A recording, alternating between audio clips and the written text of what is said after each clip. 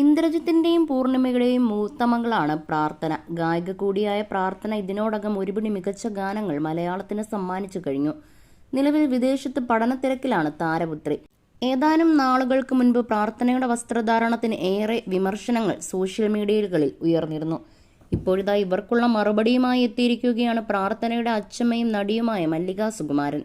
കീറിയ പാൻറ്റും കൈയില്ലാത്ത ഉടുപ്പും പ്രാർത്ഥന ഇടുന്നത് അവളുടെ അച്ഛനും അമ്മയ്ക്കും പ്രശ്നമില്ലെന്നും പിന്നെന്താണ് മറ്റുള്ളവരുടെ പ്രശ്നമെന്നും മല്ലിക പറയുന്നു.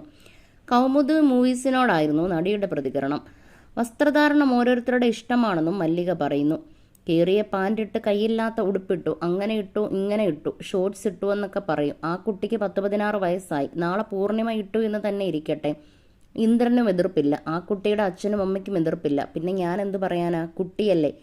ലണ്ടനിലൊക്കെ പോയി പഠിക്കുമ്പോൾ കീറിയ പാൻറ്റ് കൈയില്ലാത്ത ടോപ്പൊക്കെ ഇട്ടെന്നിരിക്കും. ഇങ്ങനെ വസ്ത്രം ധരിക്കരുന്നത് എന്തെന്ന്